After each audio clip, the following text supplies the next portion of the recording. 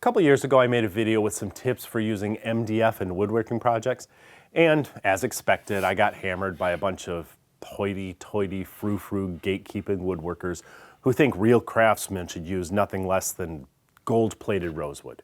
Don't get me wrong, I love beautifully figured natural wood. I use that whenever I can, but if you set aside your preconceived notions about manufactured materials, you'll find that there is a time and a place for MDF, even in fine furniture making. Before I make the case, since someone once called me an elitist for using a fancy acronym like MDF without defining it, true story, let me be clear what we're talking about. MDF stands for medium density fiberboard. It's wood, but it's been broken down into its tiny fibers and then mixed with resin and pressed into sheets. Contrary to popular belief, MDF isn't made as a money-saving material. In fact, if you've looked recently, it costs about as much as some decent plywood. Once you realize that its purpose is different, you might see it in the proper light. Solid wood is essentially a bunch of straw-like fibers. As the moisture content in the air changes, these fibers swell and contract and twist and warp. And as woodworkers, we have to follow certain rules and employ various construction techniques to deal with that natural movement so our projects will last. But sometimes you just need a material somewhere in a project that's going to remain stable on its own. Because MDF has no grain, it doesn't move and twist and warp like solid wood. In fact, the moisture in the air has little effect on MDF at all, especially once it's sealed in the project. It's one of the most stable, predictable wood-based materials there is, and a savvy woodworker uses that to his advantage. For example, some finely veneered panels use MDF as a core substrate because the movement of solid wood might tear the delicate fibers in the veneer. MDF can also be shaped and machined in ways that plywood can't. For example, you can put a profile on the edge of an MDF panel without exposing those unsightly layers of alternate grain that you'd find in plywood. In fact, MDF can take sharp detail, which is why it's used to make a lot of built-ins, even in high-end homes. And MDF is an ideally smooth surface for painting, which makes it very popular for the center panels of modern cabinet doors. Of course, whenever I mention using MDF for a cabinet door panel, I get comments from people who swear the whole room is going to turn into a pile of mush inside a week because MDF can't mix with water. But I always respond that if you have that much water gushing onto your cabinet doors that it's soaking through the paint, you have bigger problems. This isn't a new material. Decades have proven that when used properly, MDF is a perfectly acceptable component that lasts a long time in quality construction. But lest you think I'm throwing away all my hardwood and jumping fully on the MDF train, let me repeat what I just said. When used properly, MDF is perfectly acceptable. There are plenty of improper ways to use MDF. There are significant downsides to the material, and a fair discussion has to include those. For one thing, water is its greatest enemy.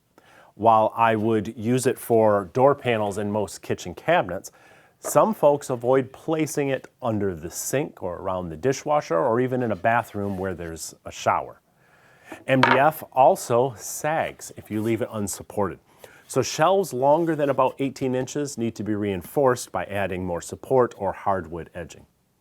And while I like MDF for flat panels that are integrated into a structure, such as surrounded by a hardwood frame, things do get dicey when you try to join MDF directly to MDF. Glue alone is seldom very strong. Screws can be used to reinforce a joint, but you have to bore a proper pilot hole or it will split. The very best way to join MDF is probably with a mechanical joint, such as a dado or a groove, coupled with glue and perhaps even screws. And even then, I wouldn't want to move it around a lot. Think built-ins that are going to stay there rather than standalone furniture that might be moved. MDF is also very dusty, and you don't want to breathe that dust in. So you have to wear a proper N95 or better respirator, not only while you're cutting it, but for a while after the saw turns off and that dust is continuing to settle. And finally, the manufacturing process creates a very smooth surface but more fibrous edges that have to be treated if you're going to have a consistent appearance, especially if you've cut a profile. One way is to apply drywall joint compound, as shown here. They're doing a whole stack of panels together. Some use Bondo for this instead. To me, MDF is to plywood what pocket screws are to joinery. When I hear people say real woodworkers don't use pocket screws, I know they have a limited understanding of the craft because centuries-old furniture from the Shakers and other masters contain pocket screws. They're perfectly acceptable in the proper place. Likewise, a veneered MDF panel in its proper place will outlast you, me, and another 10 generations. You don't have to use MDF. There are other perfectly suitable options out there as well. But plenty of craftsmen do keep a little MDF in their shops without shame because they understand its proper use a bit better than the gatekeepers who haughtily claim it has no use in woodworking. Now check this out.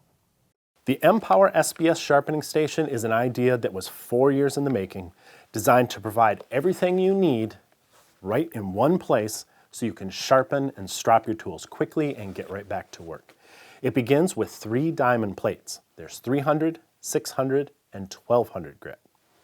After sharpening, you pop back on the magnetic stropping plates, which are color-coded to accept 3 levels of honing compound, including 1800, 2500, and 5000. When your tool's razor sharp, everything, including the compound sticks, the lapping fluid, it all goes back in the case.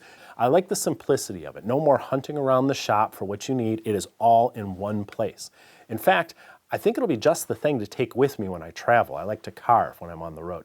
If you're looking for a new system or a second one for working outside the shop, the M-Power SBS system is something you should at least take a look at.